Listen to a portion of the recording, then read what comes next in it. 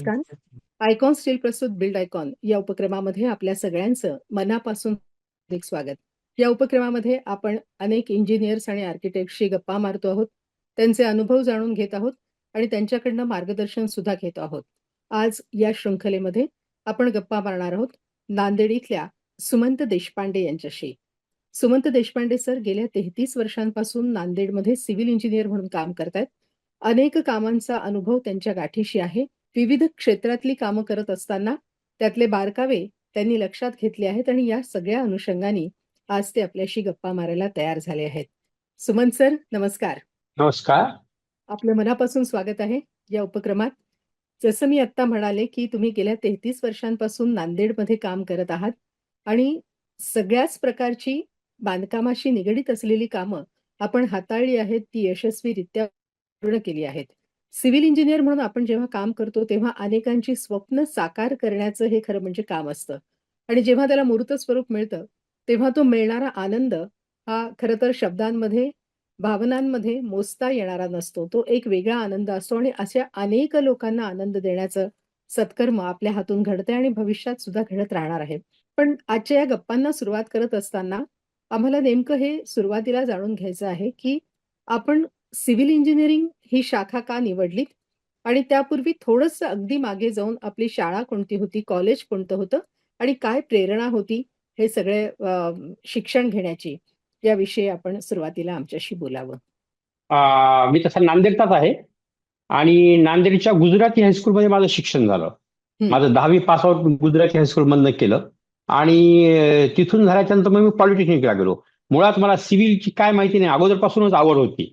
मला असं वाटायचं की आपण सिव्हिलची कामं केली पाहिजेत आणि मग त्याच्यामुळे की मी ते झाल्याच्यानंतर मी गेलो पॉलिटेक्निकला. माझं पॉलिटेक्निक पूर्ण झालं आणि नंतर काय झालं की शेवटच्या वर्षाला असताना अतिशय योगायोगानं माझा जरा थोडासा प्रवास असा चेंज झाला की मी अखिल भारतीय विद्यार्थी परिषदेच्या संपर्कात आलो आणि मी त्या संघटनेसाठी म्हणून मी 4 वर्ष काम केलं आणि 1991 पासून मी सिव्हिल इंजिनिअरिंग क्षेत्रामध्ये आलो. की फार पूर्वीपासूनच ठरवलं होतं की आपण नोकरी करायचीच नाही, आपल्याला जे काही करायचं तो व्यवसायच करायचा आहे. आमच्या घरात अशी काही फार व्यवसायाची पार्श्वभूमी नव्हती, परंतु तरी पण असं वाटतं की आपण नोकरी नाही करायची, काही दिवस आपण अनुभव घेऊ आणि आपण नोकरी देणारे बनू शकतो का असा आपण प्रयत्न करू, असा प्रयत्नच होता माझा. मी 1991 ते 92 असं 1 वर्ष परळीला चंद्रकांत कुलकर्णी नावाचे आर्किटेक्ट होते, तर मी त्यांच्याकडे ऑफिसच्या कामाचा अनुभव घेतला. म्हणजे मग तिथलं प्लॅनिंग, डिझायनिंग अशा पद्धतीचा अनुभव तिथे घेतला. आणि नंतर मी नांदेडला आलो आणि नांदेडला इथे एक बंगल्यांचा प्रोजेक्ट होता काबरा कन्स्ट्रक्शन्स म्हणून, तर त्याच्यामध्ये मी इंजिनियर म्हणून रुजू झालो. तिथं मी काम केलं आणि साधारणतः 1999 पासून मी माझं स्वतंत्र परिमल कन्स्ट्रक्शन्स या नावाने मी माझे कामं सुरू केले.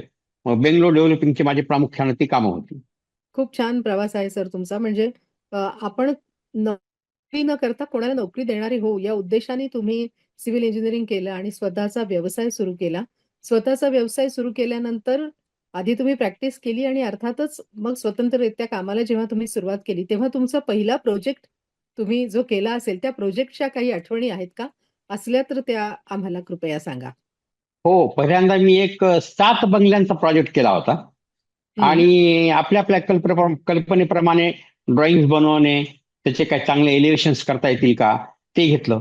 आणि तसं मी आतापर्यंत त्याच क्षेत्रामध्ये नोकरी केलेली असल्यामुळं त्याच्यानंतर मला तसं फार अवघड गेलं नाही. परंतु जेव्हा मी नोकरी करायचो तर त्यावेळेस कसं होतं की माझं काम जे आहे तर ते फक्त साईटवरचं काम करून घेणं एवढंच होतं. आता मालक या भूमिकेमध्ये मी जेव्हा आलो तेव्हा अवघड वाटायला लागलं. अरे बापरे, आपण फायनान्शियल ऍडजस्टमेंट कशी करायची, कारण हे जेव्हा आम्ही नोकरी करत होतो त्यात आमचे मालक ते सगळं सांभाळून घ्यायचे. परंतु हळूहळू सवय झाली आणि काम होत गेलं, काम करत गेलो मग. खरंच आहे. प्रॅक्टिस मेक्स मॅन परफेक्ट असं म्हणतात आणि प्रॅक्टिस जशी-जशी आपली होत जाते, तसं-तसं आपण त्या कामामध्ये परफेक्शन मिळवत राहतो. अ, बांधकाम किंवा सिव्हिल इंजिनिअर म्हणून काम करत असताना आपलं ठराविक एखाद्या व्यक्तीशी किंवा ठराविक एका ठिकाणी असं काम नसतं. अनेक लोकांशी संपर्क आपल्याला येत असतो. अनेक लोकांचा ताळमेळ जुळवून घ्यावा लागत असतो आणि सगळ्यांना एकत्र आणून चांगलं काम आपल्याला करायचं असतं. हे सगळं करत असताना आपल्याला सगळ्यात जास्त संपर्क येतो तो कामगारांशी. तर कामगार जेव्हा काम करत असतात, तेव्हा कुशल आणि अकुशल असे त्याच्यात 2 प्रकार जर आपण विभागले, तर अनेकदा अकुशल कामगारांचा सामना करावा लागतो. अकुशल कामगारांबरोबर काम करणं कितपत धोकादायक आहे? आपल्याला याबद्दल काय वाटतं? कुणी जन्मताच कुशल कामगार होऊ शकणार नाही. तो अगोदर अकुशलच असेल. त्यामुळे काही कुशल लोक आणि काही अकुशल लोक असं घेऊन आपल्याला जसं पाहिजे तसं परफेक्ट काम आपण त्यांच्याकडनं करून घेणं. म्हणजे मग आज जे अकुशल आहेत तर ते 2 वर्षाच्या नंतर कुशल होतील. पण प्रामुख्याने कसं आहे की त्यांचं कुशल अकुशलतापेक्षा सुद्धा आपला जो प्रोजेक्ट आहे तर तो परफेक्ट होण्यासाठी आपण ते त्यांच्याकडनं काम करून घेणं हे सगळ्यात जास्त महत्वाचं आहे. म्हणजे समजा त्याच्याकडनं जरी चूक झालेली असेल तरी आपण त्याच्यावरती बारकाईनं लक्ष ठेवून ती झालेली चूक आपण दुरुस्त करून घेणे हे त्यातलं महत्वाचं आहे असं मला वाटतं. अनेक वेळा जर समजा आपण फक्त त्याच्यावरती सोडून दिलं तर गडबड होऊ शकते. परंतु प्रत्येक कामात आपण लक्ष घातलं. बरं गंमत कशी आहे की तुम्ही जर का फक्त मी कुशल लोकांसोबतच काम करतो असं म्हणायला लागतं तर तुम्हाला एक सुद्धा साईट पूर्ण करता येणार नाही. आपल्याला हं. सगळ्यांना घेऊनच सोबत घेऊनच काम करायला लागणार आहे. तेव्हा मला असं वाटतं की त्याच्यातली कुशलता अकुशलता हे एकत्रित मिश्रण करून आपण त्याच्यावरती परफेक्ट नजर ठेवून काम करून घेणं हे सगळ्यात महत्वाचं आहे. खरंच सर, अगदी बरोबर आहे. आपण आपल्या कामावर बारकाईने लक्ष देऊन त्यांच्याकडनं योग्य रीतीने काम करून घेतलं, तर ते काम चांगल्या प्रकारे पुढे सरकतं. पण अनेकदा सर असं होतं, की आता माझ्याकडे माझं एक ठराविक बजेट असतं, पण त्या बजेटपेक्षा मी बघितलेलं माझं बांधकामाचं स्वप्न थोडंसं मोठं असतं. पण इच्छा मला मात्र जे स्वप्न मी बघितलं आहे, ते पूर्ण करायची असते. मग अशा वेळेस ते बजेट पण बजेटचा आणि माझ्या स्वप्नाचा आणि गुणवत्ता या सगळ्यांचा ताळमेळ एक सिव्हिल इंजिनिअर म्हणून तुम्ही कशाप्रकारे बसवता? मी नेहमीच लोकांना असं सांगत असतो, की आपण आपल्या अंथरूण पाहून पाय पसरावेत. म्हणजे हं, आपल्या जवळचं बजेटच मुळात 10 लाखाचं आहे आणि तुम्ही 20 लाखाचे स्वप्न पाहता 25 लाखाचे स्वप्न पाहता तसं होणार नाही. पण हं. त्या स्वप्नांची जी काही एक गोष्ट आहे तुम्ही जे पाहिलं ते आपण आपल्या बजेटमध्ये कसं उतरवू शकू याचा आपण कसा प्रयत्न करू शकतो असा माझा नेहमीचाच प्रयत्न असतो. कारण काय होतं की जो कोणी माणूस घर बांधायला येतो त्यावेळेस त्याला कल्पना नसते की घर बांधण्यासाठीचं याचं बजेट किती लागणार आहे तर तो काय करतो की आपलं बजेट ठेवतो आणि पुढच्याच्या घराचं स्वप्न आपल्याजवळ बघायला लागतो. तेव्हा नेहमीच त्यांना हे सांगायला लागते की बाबा हे तू करता तर ते करू शकतो आपण. परंतु ह्याच्यातली पैशांची काही ऍडजस्टमेंट आपण करू शकतो का? तर नाही करू शकत. मग काय करायचंय? तर त्याचं जर का समोरचं घर, समोरचा दरवाजा हा जर का त्या माणसाचा 50,000चा असेल, तर आपण हं. 10,000चा दरवाजा बसवला तरी चालतो. बेसिक नीड आपण पूर्ण करायच्यात. हळू नंतर का तुझ्याजवळ आलेच ₹50,000 तर हा दरवाजा काढून तू नवीन बदलून घे. परंतु आजच्या घडीला जे आहे ते आपलं छप्पर होणं महत्वाचं, आपलं घर होणं महत्वाचं आणि त्यामुळे आपल्या बजेटमध्ये किंवा त्या समोरच्या क्लायंटच्या बजेटमध्ये किती अधिकाधिक चांगलं करता येईल त्याचा मी नेहमीच प्रयत्न करतो. खरंच आहे सर. किती छान विचार आहेत तुमचे. म्हणजे बजेट कमी असलं तरी गुणवत्ता राखून त्याला जे काही चांगलं देता येईल, ते चांगलं देण्याचा तुमचा तुमच्या या बांधकामाच्या माध्यमातून प्रयत्न असतो.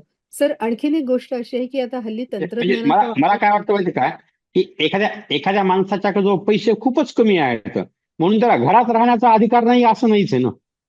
त्यामुळे ठीक आहे, तुझे जेवढे पैसे असतील त्यावेळी आपण झोपडी बांधू, पण छान बांधू झोपडी. ज्याच्यामध्ये हं. राहताना आपल्याला आनंद वाटला पाहिजे. असं मला नेहमीच वाटतं. खरं आहे सर. हल्ली आता आधुनिक तंत्रज्ञानाचा वापर खूप मोठ्या प्रमाणात होतो आणि हे सगळ्या गोष्टी बघून घरांच्या संकल्पना सुद्धा लोकांच्या बदलत चाललेल्या आहेत. पण या बदलत्या संकल्पनांबरोबर तुम्ही कसं कोप अप करता? आणि हे सगळं कोप अप करत असताना काही अडचणी येतात का? याच्याबद्दल तुमच्याशी बोलायला आवडेल आम्हाला. काय आहे ऍडजस्टमेंट तर कराव्याच लागतात. पण शेवटी काय होतंय, की पैसा हे महत्वाचा असतो ते. त्यामुळे की आपण त्यांची ही वस्तू मी जसं अगोदर म्हटलं तसं, की फायनान्स आणि आपलं काम ह्या दोघांशी ताळमेळ घालतच आपल्याला ते काम करायला लागतं. पण हे सगळं करत असताना आपण कुठेतरी कमी दर्जाची वस्तू वापरलेली आहे असंही वाटत नाही. ते असंही आपल्याला चालणार नाही. ते पण आपल्याला व्यवस्थितच करायला लागणार आहे. त्यामुळे असं जरा सरमिसळ एकत्रित बसूनच आपल्याला ते सगळं करायला लागतं. अगदीच खरं आहे सर. सर आपण नांदेडमध्ये ब्राउन एंड बॉटम आपलं नांदेडचंच आहे. आपण पहिल्यापासून नांदेडमध्ये आहात. नांदेड जिल्ह्याचं बदलतं स्वरूप आपण बघितलेलं आहे. पण या नांदेडला अजून विकसित करायचं असेल, मेट्रो सिटी म्हणून जर नांदेडकडे आपल्याला बघायचं असेल, तर विकासाचं काय अजून पाऊल नांदेडमध्ये उचललं गेलं पाहिजे? काय व्हिजन आपलं या दृष्टीने आहे नांदेड जिल्हा विकासाच्या दृष्टीने? मी एक जरा अजून पण अधिक सांगू शकतो, की माझ्याच प्लॅनिंगच्या बद्दलचं, की संभाजीनगरचे आर्किटेक्ट आहेत अजय कुलकर्णी आणि आमच्या नांदेडचे सुहास करमळकर या दोघांच्या सोबत मला काम करायला मिळालं आणि अजय कुलकर्णींच्या सोबत तर मला खूपच चांगला अनुभव आलेला आहे. तेव्हा त्यांचे जे काही मार्गदर्शन होतं मी आता सुद्धा जे प्लॅनिंग करतो ना ते त्यांच्या मार्गदर्शनाच्यामुळेच होतो. म्हणजे मला त्यांनी सांगितलेली एक संकल्पना आहे आणि मला ती अतिशय योग्य वाटते सगळ्यात सिव्हिल इंजिनियर्सच्या बाबतीमध्ये. म्हणजे त्यांचं म्हणणं असं होतं की आपण जर का बघितलं तर ही सगळी सृष्टी ही अतिशय छान सृष्टी आहे. म्हणजे या ठिकाणचे नदी सुंदर आहे, दर्या सुंदर आहेत, डोंगर सुंदर आहेत, इथला निसर्ग सुंदर आहे. इतकंच काय तर आपल्या इथं असणारा प्रत्येक माणूस हा अतिशय सुंदर आहे. परंतु ही इतकी सुंदर सगळी सृष्टी निर्माण करत असताना परमेश्वराला सिव्हिल इंजिनियर सिव्हिल इंजिनियर नावाची एक जमात तयार केली आणि त्यांना पाठवून दिलं की तुम्ही माझ्या वतीनं पृथ्वीवरती घरं तुम्ही तयार करा. आणि मग कसं आहे माहितीये का की कुलकर्णी सर असं म्हणतात की आपण अशा पद्धतीची घरं बांधली पाहिजेत की ही जी आहेत ही परमेश्वराने निर्माण केलेल्या सृष्टीशी साजेशी असावी. असं होऊ नये की त्यांनी इतकी सुंदर सृष्टी निर्माण केली आहे आणि आपलं घर हे त्याच्यावरती कुठंतरी काळा डाग आहे का काय असं वाटावा. आणि त्याच्यामुळे की त्यांनी सांगितल्याप्रमाणे मी माझ्या सुद्धा प्लॅनिंग मध्ये 100% योगदान देऊन आपण काम करणं म्हणजे तुमचे 100% एफर्ट्स असले की तुमचं काम खूपच छान होतं. तर मला असं वाटतं की अशा पद्धतीचा विचार करून आपण इथं करावं. म्हणजे खूपदा कसं होतं की वास्तूमध्ये लोक काय करतात की मला एलिव्हेशन चांगलं पाहिजे, एलिव्हेशन चांगलं पाहिजे. पण आमच्या सर्व तसं नाही, तुमचा प्लॅन चांगला असू द्या. की वास्तू जे लोक म्हणतात की नाही, वास्तूचा सगळा एक विषय असा आहे की तुमची वास्तू सुद्धा ही सजीव आहे, ती काही निर्जीव नाहीये. वास्तूतल्या भिंती आपल्याशी बोलतात, आपण त्या घराशी बोललं पाहिजे. आणि त्यामुळे त्यांचा आणि आपला संवाद ज्या वास्तूचा आणि त्या घरमालकाचा घरात राहणाऱ्या लोकांचा संवाद होतो ना तर त्या घरामध्ये नेहमी आनंद असतो. मला असं वाटतं की बारीक सारीक विचार करून अशा पद्धतीचे काही प्लॅन्स आपण देऊ शकतो का असा माझा नेहमीचाच प्रयत्न आहे. तेव्हा छोट्या छोट्या गोष्टींमध्ये लक्ष घालून मी ते प्लॅन्स करत असतो. खूप छान सर. म्हणजे अगदी तुम्ही स्वतःचं ते घर आहे किंवा तिथे मला स्वतःला राहायला जायचं असेल, तर मी कशाप्रकारे त्या घराला डेव्हलप केलं असतं, असा सगळा विचार करून तुम्ही हे सगळे प्लॅन्स करता. सर, गेल्या 30, 32, 33 वर्षांमध्ये तुम्ही 100च्या वर वेगवेगळी कामं केलेली आहेत.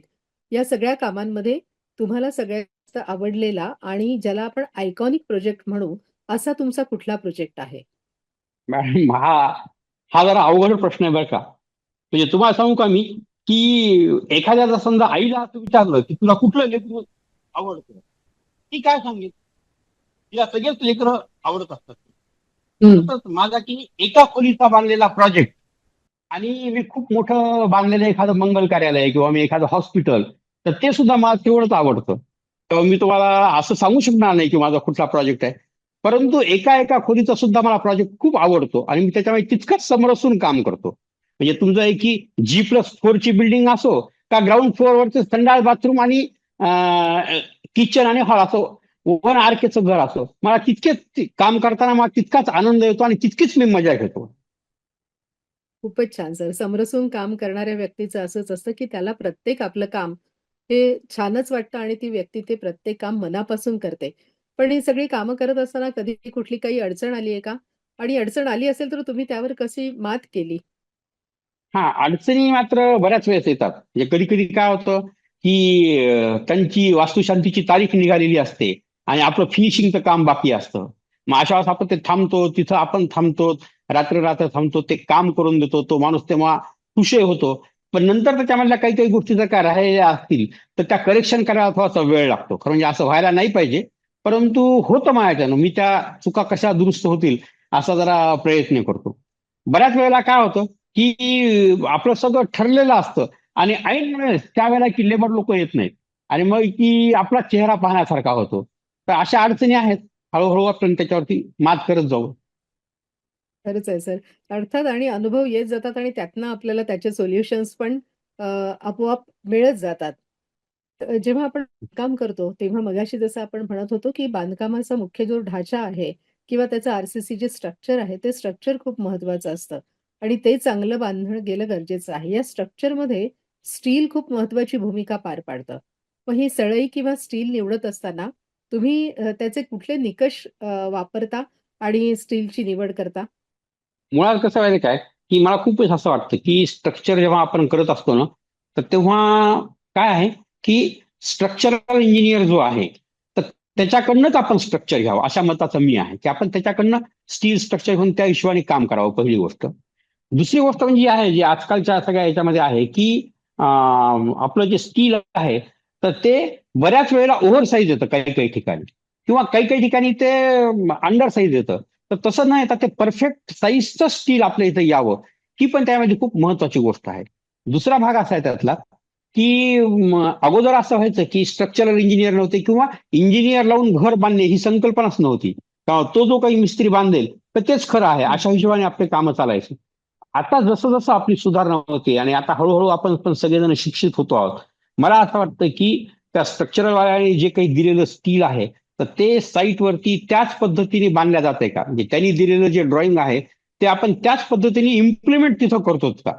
आणि महत्वाची गोष्ट ती आहे, खूप लोकांना असं वाटतं की स्लॅबचं कॉन्क्रिटिंग होताना आमचा इंजिनियर तिथं पाहिजे. एखाद्या तो कॉन्क्रिटिंग होताना इंजिनियर नसेल तरी पण चालतं, परंतु स्टील जे आहे तर तो स्टील हा महत्वाचा गाभा आहे. तर ती बांधणी योग्य होईल का नाही तर ते पाहणं फार महत्वाचं आहे. त्यामुळे स्टील जे आहे तर ते फार कडक असून उपयोग नाहीये, फार मऊ असून उपयोग नाहीये, ओव्हर साईज असून उपयोग नाहीये. तर मला असं वाटतं की ह्या गोष्टींचा आपण स्टील घेत असताना विचार करायला पाहिजे. नक्कीच सर. सर आपण आयकॉन स्टील कधी वापरलं आहे का? आणि जर वापरलं असेल तर मी त्याची क्वालिटी, त्याची सर्व्हिस याबद्दल सांगा? मी एकतर तुमच्या सगळ्याच स्टाफचे अतिशय चांगल्या पद्धतीची सर्व्हिस आहे. एकतर रेग्युलर येऊन भेटणं, त्यातलं काही कमी जास्त असेल तर सांगणं. सगळ्यात महत्वाची गोष्ट म्हणजे अशी आहे की जर समजा आम्हाला काही त्याच्यामध्ये काही तक्रारी वाटल्यास, काही त्रुटी वाटल्या तर त्या पण लगेचच दुरुस्त होतात. अनेक प्रोजेक्ट्सवरती मी आयकॉनचं स्टील वापरलेलं आहे आणि रेग्युलरच वापरतो मी. खूप सर, आम्हाला ऐकून नक्कीच आनंद झाला. आपण आता या 3 दशकांचा आपला हा प्रवास आहे. अनेक अनुभवांचे म्हणजे शिदोरी म्हणण्यापेक्षा गाठोडं तुमच्यासोबत आहे. तर आता नवीन जे इंजिनिअर येतायत किंवा नवीन पिढी जी घडतीये सिव्हिल इंजिनिअर म्हणून आणि या क्षेत्रात काम करायला तयार झाली आहे, अशा या नवीन पिढीला आपण मार्गदर्शन काय कराल? मला असं वाटतंय की आपल्या कामामध्ये, हे एक तर तसं सगळ्याच कामांच्या मध्ये, परंतु स्पेशली आपल्या कामांच्या मध्ये शॉर्टकट्स वापरून काही चालणार नाहीये. आपल्याला जी आहे तर ती मेहनतच घ्यावी लागणार आहे. 100% मेहनत घ्यायची, आपले 100% एफर्ट्स टाकायचे. प्रत्येक गोष्टीच्या मध्ये आपलं लक्ष कसं राहील असं करायचं आणि ते काम करायचं. त्या कामाचा आनंद पण आपल्याला खूप मोठा मिळतो. आपल्या क्षेत्रामध्ये खूप नवीन नवीन अपडेट्स येत आहेत, तर त्या अपडेट्स सोबत आपण कसे काय मिळून राहूत, कसे मिसळून राहूत, तर ते अपडेट्स घेणे आणि 100% एफर्ट घेऊन मेहनत करणे, याला दुसरा पर्याय नाही. खरंच सर. किती छान शब्दांमध्ये सुमंत देशपांडे सरांनी आपल्याला सांगितलंय, की 100% मेहनत घ्या. नवीन जे अपडेट्स येत आहेत, त्यांनी आपण स्वतःला अपडेट ठेवा आणि प्रामाणिकपणे काम करा. तुम्हाला यश नक्कीच मिळेल. सर तुमचा हा जो सल्ला आहे मोलाचा, आपला हा इंटरव्ह्यू जे कोणी ऐकत असतील ते नक्कीच लक्षात घेतील, अशी मला खात्री आहे आणि तुमच्या या सल्ल्यानी हे लोकं पुढे पण जातील. आज आपण आमच्या या बिल्ड आयकॉनच्या प्लॅटफॉर्मवर आलात. आपले सगळे विचार, आपले अनुभव आमच्याशी शेअर केलेत, आमच्याशी गप्पा मारल्यात. आपले मनापासून आभार आहेत. आपल्या सगळ्या पुढच्या प्रोजेक्ट्ससाठी आपल्याला आयकॉन स्टील कडून खूप खूप शुभेच्छा. धन्यवाद.